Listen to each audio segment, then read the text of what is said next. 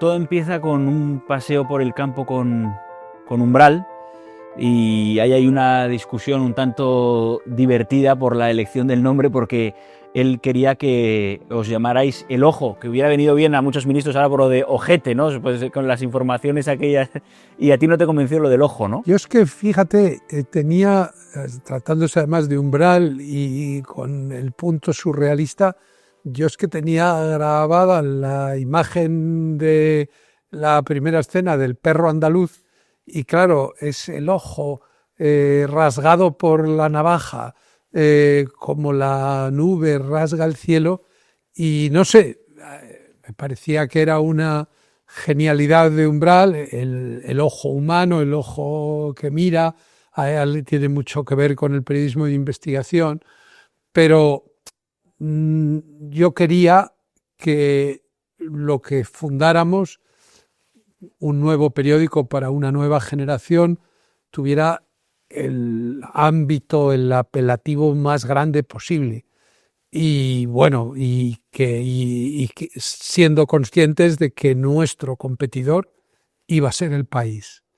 Bueno, pues El País, pues alguien dijo El Mundo, y había un problema de marca registrada, y por eso pusimos El Mundo del siglo XXI. Ahí, María, tú estabas en la competencia y asistes como espectador al nacimiento del Mundo. Además, en un momento pues, estaba en la caída del muro de Berlín, eran unos años apasionantes. ¿Qué sensación tenías tú como competidora de eso que se estaba creando, que empezaban a hacer? ¿Cómo se veía el Mundo desde fuera? Yo estaba empezando en ABC, era todavía junior, y creo que tenía la misma sensación que el resto de la profesión.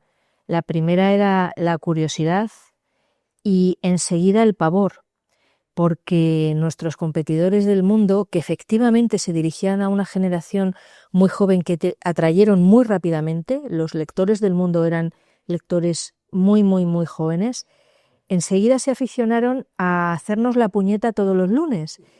Y todos los lunes sacaban una exclusiva, nos ponían en un brete, y además no es que fuera una exclusiva fugaz como las que se producen ahora en el periodismo digital, sino que era una exclusiva capaz de marcar la agenda política durante muchos días seguidos. Aquello era imparable, hasta el punto de que enseguida El Mundo consiguió desbancar al ABC como el número 2, y efectivamente su gran competencia, su gran rival fue El País, ¿no? Como dice Pedro J. Pero nuestra sensación fue, por lo menos la mía, un periódico muy fresco, muy, muy conectado con las necesidades de la gente más joven, en fin, temible, tal cual ahora. Hay un tema muy interesante desde el punto de vista de la deontología de la profesión en el nacimiento del Mundo, que es la búsqueda de la financiación, ¿no? Que tú has contado en tus memorias, en tus libros, lo complejo y lo rocambolesco muchas veces de ese momento, y al final llega una situación inevitable, que es la de pedir dinero a los bancos. Es decir, no solo hay pequeños financiadores, no solo hay empresarios que dan dinero, sino que también entran los bancos. Ese es uno de los grandes temas de la profesión. ¿Tú cómo lo viviste eso en términos de independencia? Bueno, vamos a ver, hubo dos fases en las que pedimos dinero a los bancos.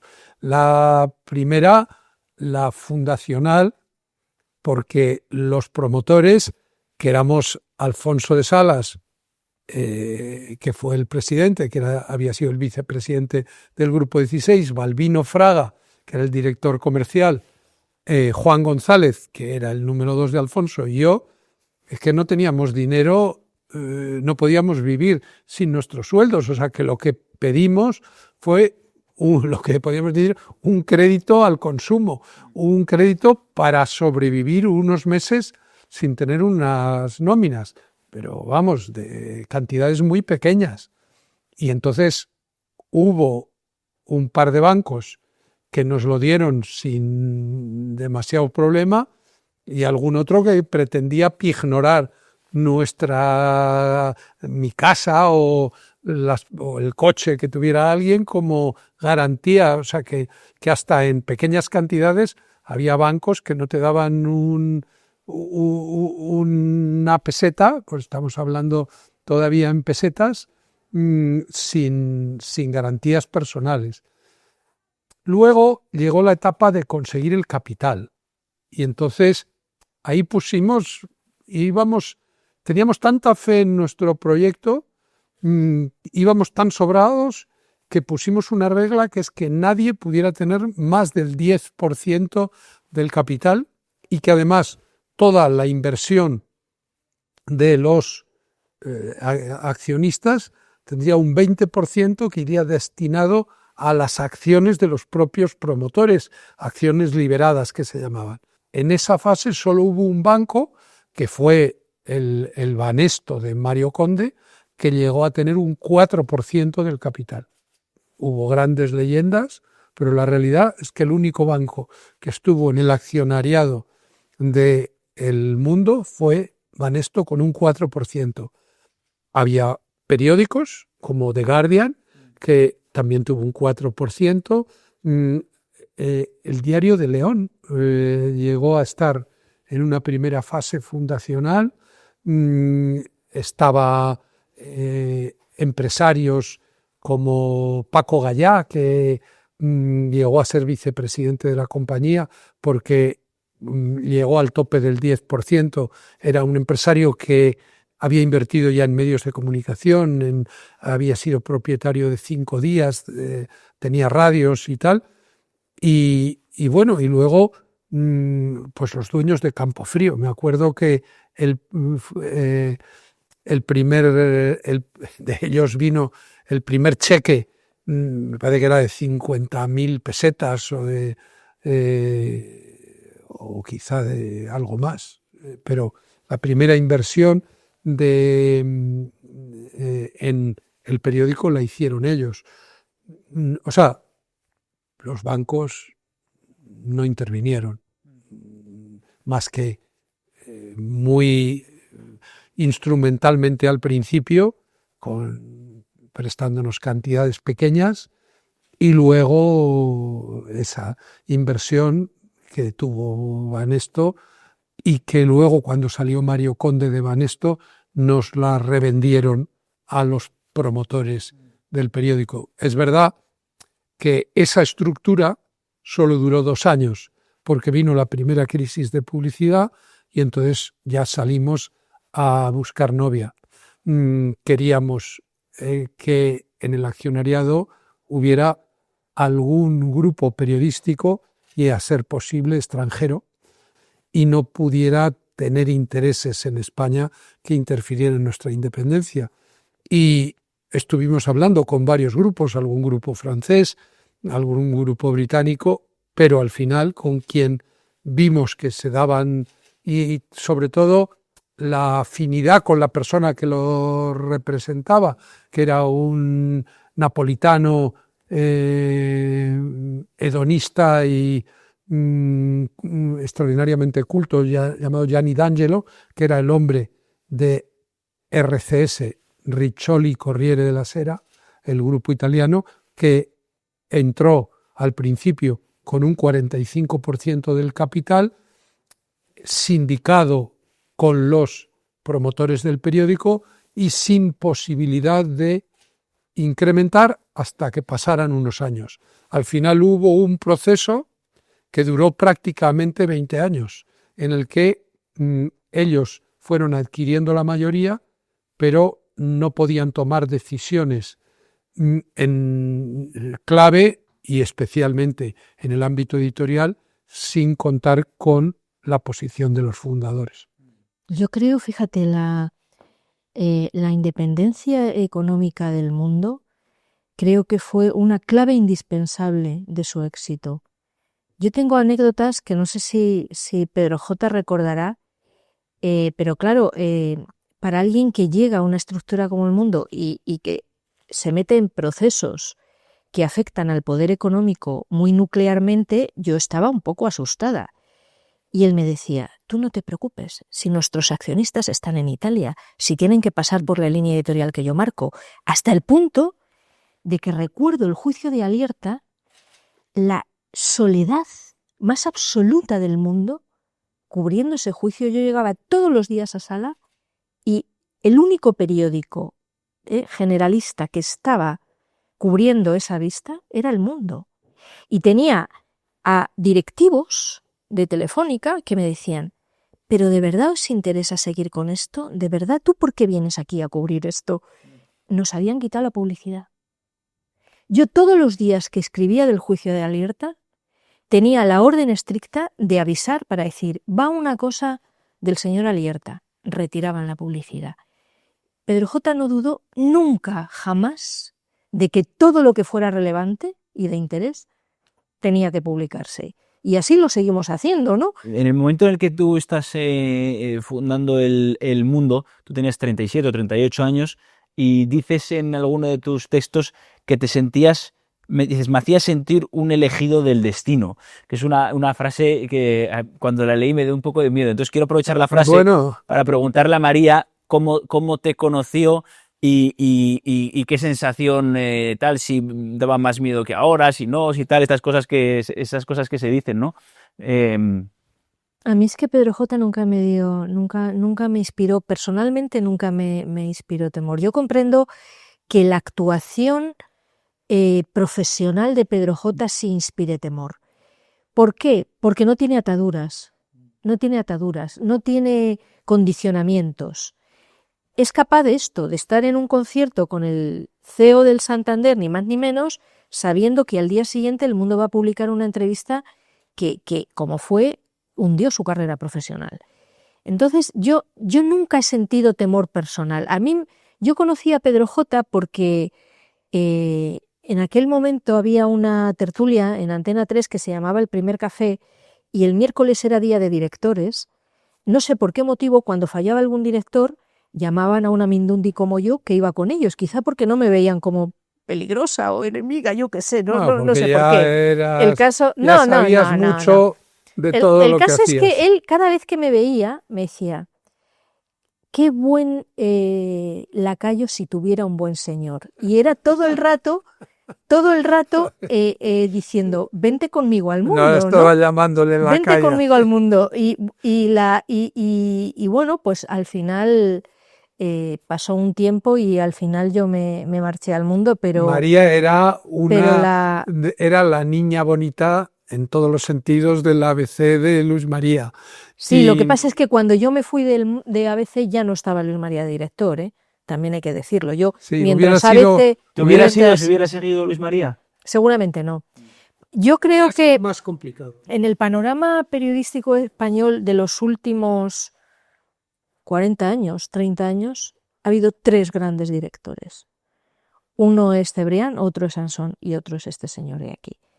Y desde luego yo con Cebrián no he trabajado, pero Ansón y Pedro J. tienen muchas cosas en común, muchas. Y una de ellas es la clarividencia. Ellos, cuando tú estás aquí, ellos han ido allí y han vuelto 3 veces. Entonces les cuentas una cosa y te dicen no. Y dices, ¿cómo que no? Y dice, no, porque ellos tienen datos que tú no tienes. Y lo descubres al cabo del tiempo, pero ellos ya han ido y han vuelto varias veces. Y otra que tiene Pedro J. muy, muy singular es la audacia. No tiene miedo a nuevas tecnologías, no tiene miedo a probar formatos de estos. Pero si hay que crear Orbit, lo crea él. Si hay que meter la inteligencia artificial... O sea, la murga que nos está dando ahora con la inteligencia artificial es mutatis mutandi la de Orbit, la de la web, que en aquel momento era en la redacción del Mundo se vivió... El mundo cambia de piel. Sí, sí, exactamente. Ese fue el último gran proyecto en el que introdujimos el concepto de web first. Es decir, que pasamos de ser un periódico con una web a ser una web con un periódico. Claro, ahí chocábamos con los intereses creados de los proveedores del papel, de la tinta, de los acuerdos comerciales y toda la gente que en la planta de arriba de unidad editorial tenían intereses en la pervivencia del viejo mundo. Pasábamos del periódico que nos habían dejado hacer los propietarios, las circunstancias, el gobierno, los medios de los que teníamos, al periódico que queríamos hacer. O sea, fundar el Mundo ex novo, conseguir los recursos, formar la redacción, el que una buena parte de los mejores de la redacción de Diario 16 se vinieran encabezados por Umbral, por Forges. Claro, luego llegó Antonio Gala, o sea, en fin, todos los grandes columnistas, Martín Prieto, Raúl del Pozo, de izquierdas y de derechas, Jiménez Los Santos y luego Gistau y luego Javois. O sea, claro, estoy hablando de 25 años, pero lo que yo sentía y sigo pensando es que, claro, yo ya he tenido la gran fortuna de poder hacerlo 2 veces. ¿Qué más puede pedir alguien que ha decidido elegir el periodismo como forma de vida que fundar 2 periódicos en circunstancias muy distintas? Y evidentemente a los 37 años se sienten las cosas de la vida de manera diferente que a los 63. Pero en ambos momentos, oye, también quizá por eso, yo supongo que todos os reís de mí cuando veis que yo no quiero jugar nunca a la lotería ni a ningún juego de azar, porque tengo un poco, y es impropio del racionalismo, y me da vergüenza decir que es, pero que es una especie de superstición, decir, oye, hay que guardar las cosas, el cupo de suerte de cada uno para las cosas importantes de la vida. Y una vez que ya has tenido la suerte de fundar 2 periódicos y has tenido la suerte de encontrar a la persona con la que quieres vivir, yo no quiero ser supersticioso, pero a lo mejor lo soy. Y desde luego creo que ya soy suficientemente afortunado con las buenas cosas que me ha deparado el destino, que no quiero tentar a la suerte, en fin, en otro tipo, en los juegos de azar. En el mundo, quizá porque la derecha ha cambiado y se moderniza, y el pálpito que tú tienes con Aznar cuando nadie da un duro por él, hay una línea editorial más de centro-derecha, hay un cambio de línea consciente respecto a la 16, o sea, ¿cómo enfocas tú la línea editorial? Bueno, es que, claro, nosotros fundamos el Mundo, entre otras cosas, para poder continuar las investigaciones sobre la guerra sucia que habíamos descubierto en Diario 16. Y además nos encontramos con los grandes asuntos de corrupción que ya estaban marcando al felipismo.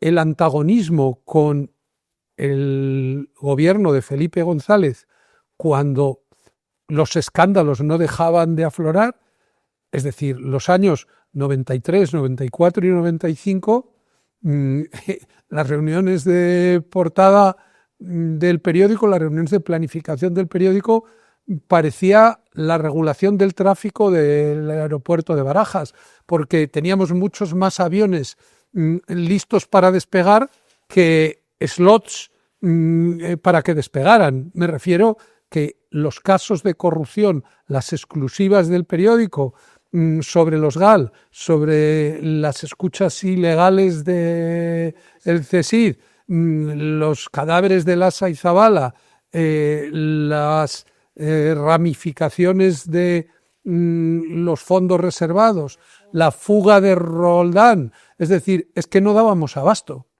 Y es un poco lo que contaba María, que sí que teníamos una gran capacidad de marcar la agenda política, porque todos estos asuntos eran muy relevantes y además la diferencia con lo que ocurre ahora es que las exclusivas duraban 24 horas. Lo que tú publicabas por la mañana marcaba las radios, marcaba la televisión, marcaba de lo que hablaban los partidos. Entonces, el declive del felipismo fue de una dureza y de una tensión extraordinaria. ¿Qué ocurrió? Que mucha gente, y el propio Felipe es el fabricante del mito de que fue el Mundo el que hizo caer a su gobierno y el que Hombre, provocó su tiene derrota. un poco de realidad el mito. No, vamos a ver, fueron los españoles y fue un candidato por el que entonces mucha gente no daba un duro, pero que con el paso del tiempo ha demostrado ser un gran gobernante y un gran hombre de Estado. También hay que decir que con ese gran gobernante y ese hombre de Estado las tuvimos tiesas, porque la confrontación, que es verdad que nosotros respaldamos en general la política económica de Aznar, la política en política exterior de Aznar, su agenda regeneracionista cuando la aplicó, pero cuando él incumplió su compromiso de desclasificar los papeles del CSID sobre la guerra sucia, nosotros le pusimos la proa un día tras otro, hasta el extremo de que cuando fue a hacer un mitin de celebración después del verano en el Palacio de los Deportes, se quedó a la mitad, y a eso contribuyó también que Antonio Herrero, en sus mejores momentos de Antena 3 Radio, compartía la misma posición y la misma línea que El Mundo. Y cuando surgió el tema de la guerra del Golfo, pues también nos tuvo enfrente 100 razones en contra de la invasión de Irak con el apoyo del gobierno de Aznar. Así se titulaba mi carta de uno de esos domingos. Hicimos una portada, la única portada en la que el nombre del periódico fue parte del titular. El mundo contra la guerra. Era el mundo mundial, como ironizaba Felipe González, pero era el periódico El Mundo también el que estaba contra la guerra, porque consideraba que había una total desproporción entre los motivos que se invocaban. Luego, y lo que estaba ocurriendo, luego vino el gobierno de Zapatero, y con el gobierno de Zapatero fuimos críticos, y bastante críticos en las negociaciones con ETA, y que desvelamos grandes exclusivas muy incómodas para el gobierno. Todo esto va a salir en el segundo tomo de mis memorias, que se publica este otoño.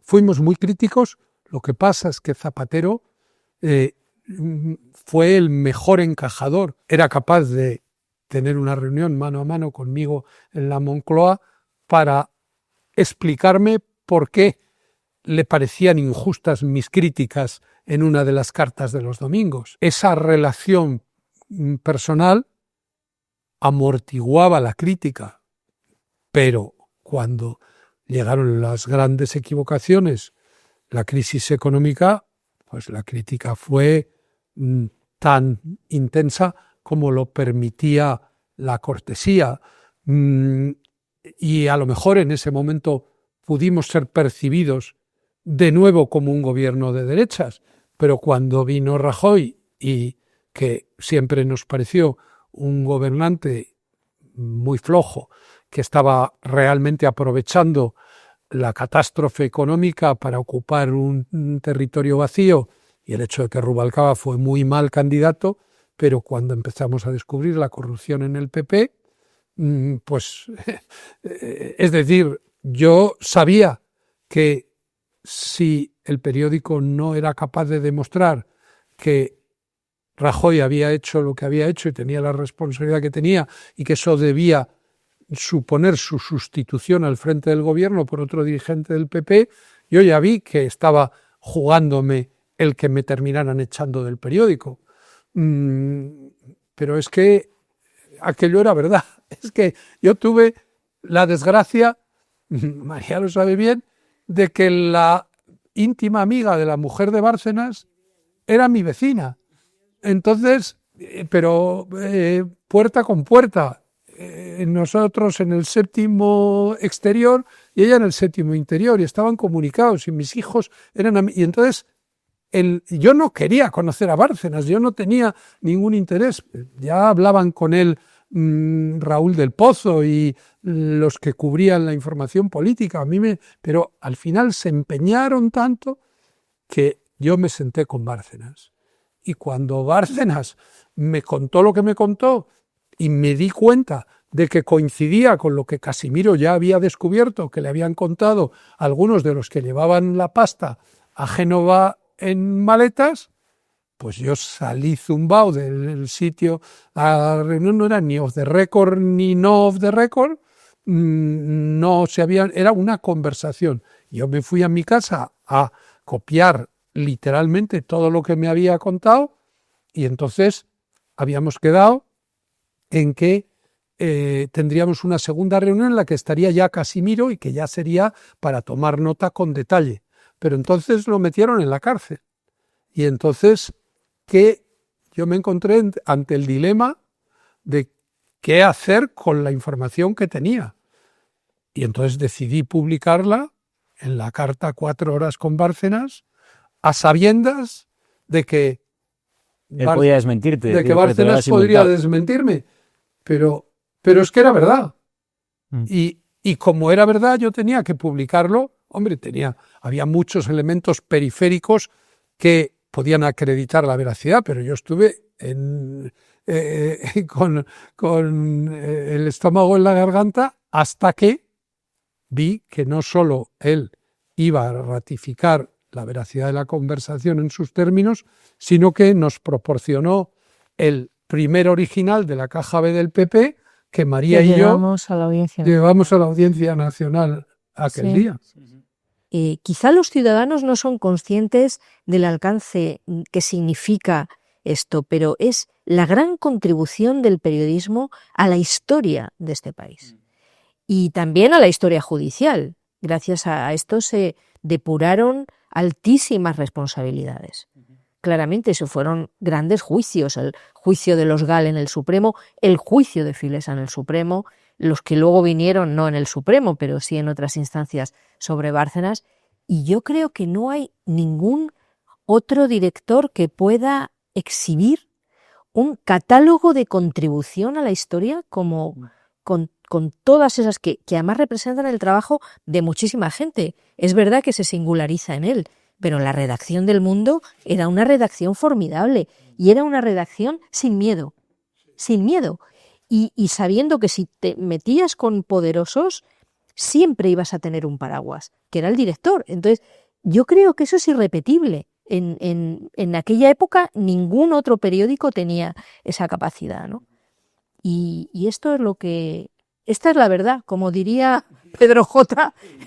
Esto es así, ¿no? De los Gal no hemos hablado de la parte del vídeo, que en el Mundo se definió como el último atentado de los Gal. Fue Antonio Herrero el que acuñó esa expresión. Y tú ahí escribiste mucho porque seguiste el juicio de todo aquello, y había una sensación extraña, yo creo. He leído las crónicas en ese momento, claro, daba la sensación como de que el periódico lo investigaba como si no fueras tú el afectado. Bueno, es decir, eso fue antes, naturalmente, del juicio. Yo, claro, me encontré ante la encrucijada más difícil de mi vida, porque, claro, era un ataque en un ámbito sin precedentes, en el que no tienes el manual de instrucciones. ¿Qué haces si te graban desde dentro de un armario un vídeo sexual en el que suceden una serie de cosas que han sido inducidas, etcétera? Y yo, claro, bueno, yo no creo que fuera una decisión heroica, es que no tenía otra alternativa si quería seguir siendo yo, si quería ser coherente conmigo mismo, que es, oye, vamos a buscar la verdad.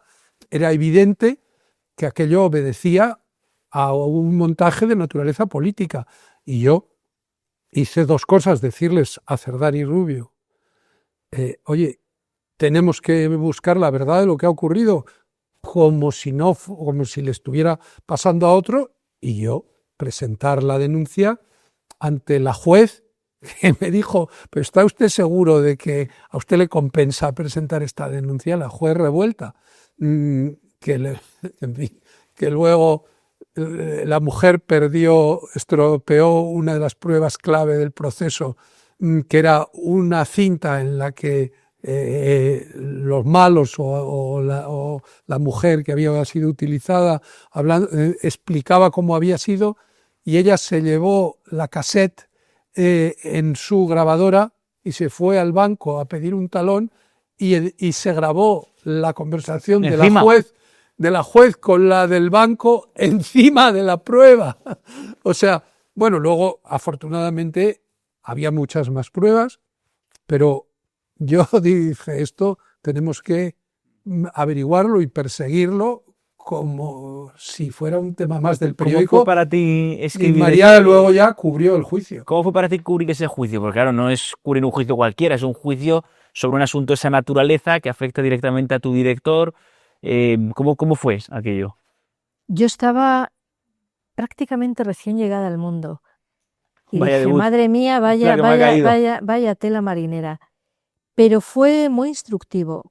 Bueno, primero yo tengo que decir que es el día de hoy en el que yo no he visto el juicio. ¿No has visto el vídeo? Yo no he visto el vídeo.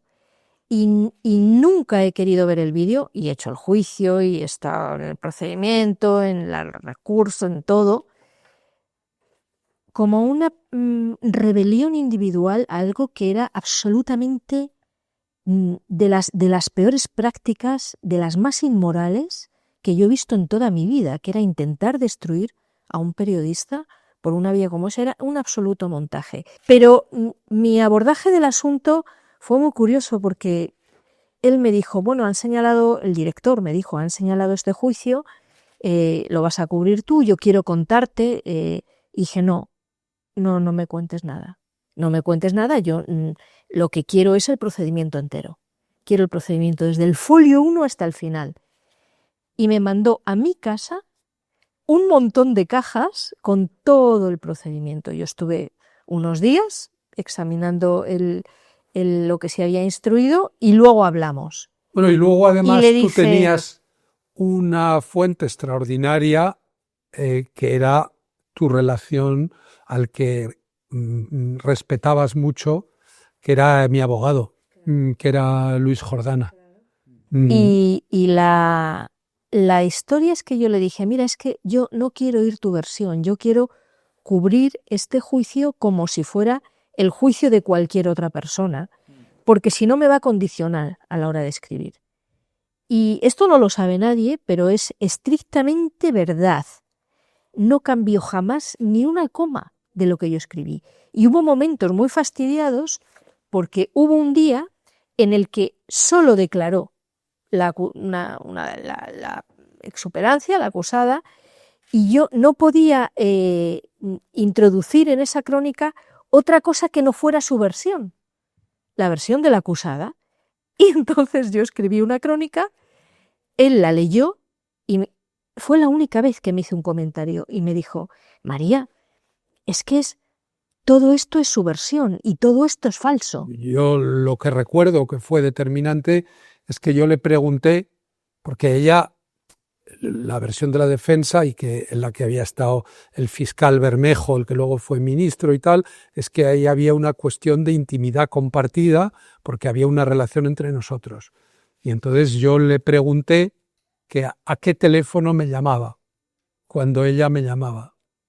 Y entonces ella buscó y tal, y resultó que solo tenía el número de la centralita del periódico.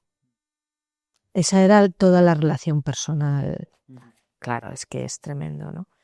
Pero bueno, fue un juicio instructivo. Al final, yo creo que con el tesón de investigar cómo se han investigado otros asuntos, ahí resplandeció la verdad, y ahí la justicia estuvo la sentencia. No solamente condena, sino que explica que la motivación fue de personas del entorno político que habían estado implicadas en los GAL y que trataban de modificar la línea editorial del periódico. O sea, que lo de que fue el último atentado de los GAL, creo que, no, seguro, Antonio Herrero lo dijo con clarividencia y ya no vivió, desgraciadamente, para haberlo puesto en una sentencia del Tribunal Supremo.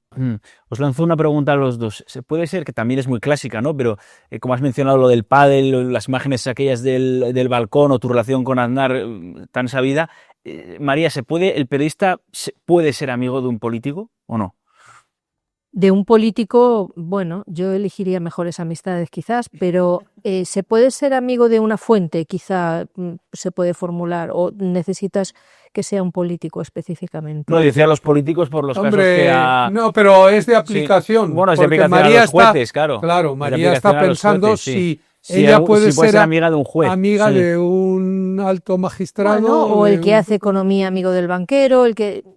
A ver, se puede ser amigo siempre y cuando tengas claro que no puedes traicionar cuál es tu función y cuál es la prioridad de tu oficio. Se puede ser amigo desde la lealtad de decirle, mañana te voy a dar una leche como un piano. Entonces, se puede ser amigo así si la otra parte entiende cuál es tu función y se funciona con lealtad, se puede. Y si no, pues uno tiene que saber en la vida cuál es su prioridad y a qué se debe. Este es mi planteamiento. Y fíjate, yo lo ilustraría con... a lo mejor es un buen titular, un buen resumen de muchos años.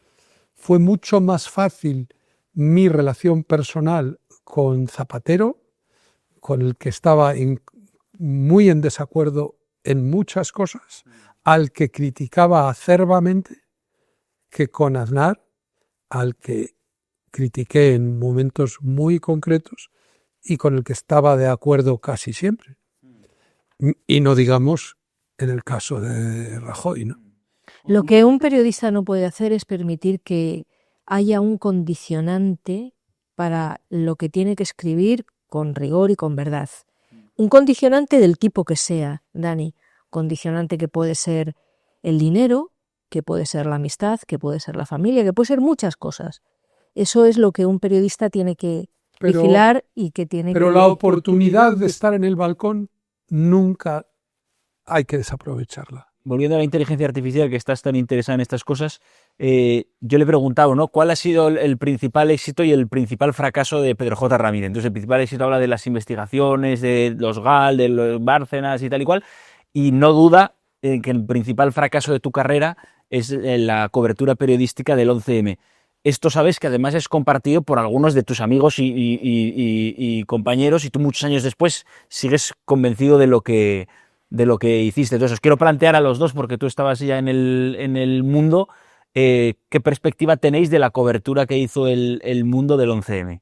Mejor empieza tú, porque yo fui crítica con la línea que se siguió en el Mundo, con algunas informaciones que a mí me parece que no estaban acertadas en cuanto al enfoque de responsabilidades o de indicios o de pruebas. También creo que hubo a veces alguna precipitación en publicar cosas que no se habían agarrado lo suficiente, y eso no quita para que es verdad que el 11M fue una instrucción plagada de errores, de deficiencias, de negligencias, y que a la postre todavía no sepamos ni la inducción ni el grado de participación de mucha gente. Pese a todo, yo creo que no hubo demasiada claridad. En lo mismo que la aportación a los GAL fue nítida, o que la aportación a Filesa fue nítida, en el tema del 11M hubo mezcla de muchos focos, de muchas líneas de investigación que se cruzaban, que se solapaban, que en definitiva yo cogí ya el 11M cuando estaba en los tribunales, cuando se celebraron los juicios, sobre todo en el Tribunal Supremo, y ahí evidentemente todo el pescado estaba vendido y la instrucción había sido bastante deficiente y muy corta. Yo creo que la sentencia tampoco fue fina, y por lo tanto ya cuando se llega al Tribunal Supremo en casación las cosas no se pueden salvar. Creo que es una de las grandes asignaturas pendientes en cuanto a las incógnitas de ese atentado que tiene la democracia española. Esa es mi conclusión. Yo creo que es un buen resumen. y que lo que a mí me corresponde es precisar algunos aspectos. O sea, éxito o fracaso. Se mide el éxito o el fracaso de un medio de comunicación si ha conseguido averiguar la verdad o si no ha conseguido averiguar la verdad.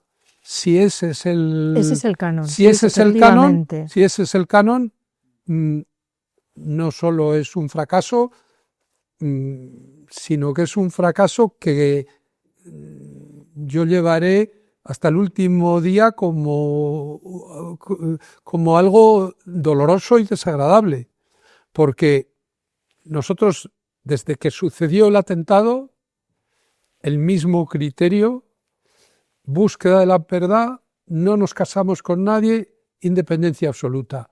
Primera demostración, único periódico que en su edición extra no atribuye a ETA el atentado. El País cambia su portada para decir que ha sido ETA después de hablar con Aznar, y yo cambio la portada para quitar a ETA del titular después de hablar con Aznar. El factor humano. Yo le conocía tanto, que yo sabía que si él hubiera tenido elementos sólidos para atribuirlo a ETA, a mí me habría dicho, es que además sabemos esto y esto, pero no lo cuentes. Si el presidente del gobierno me hubiera dicho off the record eso, yo lo hubiera respetado, pero no me dijo nada más que una fuente policial decía que era el explosivo y que la prueba de que había sido ETA es que el CSID había interceptado una conversación de Otegi con no sé quién diciendo que no habían sido, y que ellos interpretaban que, sabiendo que estaban siendo escuchados, querían desvincularse. Entonces, a mí me pareció una argumentación para algo tan tremendo. Yo desde el primer momento vi que Aznar podía ser víctima de lo que pudiéramos llamar la niebla de la guerra. Él había sido víctima de atentado de ETA, hacía poco habían detenido la caravana de la muerte, él estaba muy enfadado con el PSOE porque el PSOE había ironizado Rodríguez Ibarra y tal, como que si él estuviera intentando utilizar a ETA por fines electorales. El caso es que nosotros recogimos la versión del gobierno, pero no la hicimos nuestra en ningún momento, y enseguida además la versión del gobierno se bifurcó y luego tocaba averiguar qué es lo que había ocurrido. Se produce la detención de Zugam y nosotros, uno de los focos en los que enseguida ponemos la investigación es Zugam. ¿Cómo puede ser que un tío que la investigación dice que ha vendido a sus cómplices en su locutorio las tarjetas, vaya luego a poner las bombas en los trenes? Sin que la policía, nosotros entonces no lo sabíamos, incluya que ha estado la noche anterior hasta las 12 de la noche levantando pesas en un gimnasio. Qué islamista tan raro, ¿no? Que de manera preparar su inmolación, luego no se inmoló nadie. Entonces vamos tirando de ese hilo, vamos viendo que hay cosas muy raras, encontramos confidentes policiales por doquier. A Zugam le habían intentado captar, Sugier era confidente de la UCO, Manolón, el policía de Asturias, tenía a Trasorras de confidente, o sea, pistas múltiples de que los cuerpos de seguridad habían estado infiltrados en todo el entorno. Nosotros seguimos investigando, aportamos unas cosas, aportamos otras, de repente descubrimos que la mochila de Vallecas no estaba conectados los cables, luego resultaba que el juez instructor había mostrado como mochila de Vallecas una réplica que no era la mochila de Vallecas. Es como si lo de las fotocopias, total, que nosotros mantuvimos una posición, nunca dijimos ETA, siempre dijimos no sabemos quién ha sido. El asunto de la destitución, para acabar, ¿cómo lo vivisteis los dos? Pues yo creo que peor que él. Una de las cosas más llamativas de ese día fue que Pedro J. sonreía, no estaba aparentemente nada afectado, parecía hasta como si se fuera a quedar, ¿no? O sea, como si hubiera algún cordón umbilical que le permitía seguir ahí en la redacción del Mundo, que le iba a permitir seguir en la redacción del Mundo. Y la verdad es que, bueno, pues las cosas cambiaron mucho. Luego, gracias a Dios, ya vino el Español y vino una nueva aventura y una emoción tremenda, ¿no? Entonces, pero bueno, aquel día la verdad es que, bueno, no, yo lloré mucho, ¿no? Creo que Fernando Múgica, no fui la única. Fernando Múgica hizo un álbum de todas las caras. Yo lo tengo. De todas las caras de la gente de Pedro J. allí, y lo pasamos realmente regular. Y sin embargo, él habló como siempre nos ha hablado, como nos sigue hablando en El Español, encima de un montón de folios y contando pues que hay que seguir adelante y que... Bueno, yo no sé cómo lo recuerdas tú, pero... Yo vi, o sea, para mí aquello fue un trauma que se había venido gestando desde hacía... Hombre, yo veía cómo la tormenta se estaba incubando desde el 1 de agosto, en el que Rajoy le dio la vuelta al asunto de Bárcenas y lo convirtió en el que quedó en la picota después de esa reunión, de ese pleno del Congreso, fue el Mundo y fui yo, ¿no? Por hacerle caso a un delincuente, que era su delincuente, ¿no? Pero bueno, ya se veía venir cuando nos boicotearon los premios internacionales de periodismo, que ese año se lo dimos a Mario Vargas Llosa, y ya yo me enteré pues como 5 o 6 días antes. Por lo tanto, digamos que ya me había hecho a la idea de que eso iba a suceder. No es como si abres la puerta y te dicen estás despedido. Y yo pensé que dentro de lo trágico, pues era una oportunidad de poner en evidencia, de mostrar a la sociedad y al conjunto y especialmente a la profesión lo que habíamos hecho juntos durante 25 años, para que quedara al menos esa sensación de pertenencia a un proyecto y esa sensación de orgullo compartido. Luego la forma en que salió todo fue un poco improvisada, porque yo llegué aquella mañana y la primera persona o de las primeras que ya sabían que lo que había pasado era Cuartango, y fue Cuartango el que me empezó a hablar de Blade Runner y de lo de las lágrimas que se disuelven en la lluvia y de las cosas que hemos visto en las puertas de Orión. Casi es el primer recuerdo que yo tengo de ese día. Y entonces, sobre la marcha, le pedí a Fernando Baeta, oye, pásame las portadas, porque Baeta estaba trabajando para la web en un especial recopilatorio. Y yo dije, oye, pásame las portadas. Y yo no sabía ni con qué portadas me iba a ir encontrando. Pero claro, cada portada pues había tenido una vivencia, había tenido un impacto en la vida de España y había supuesto algo para todos los que estábamos allí.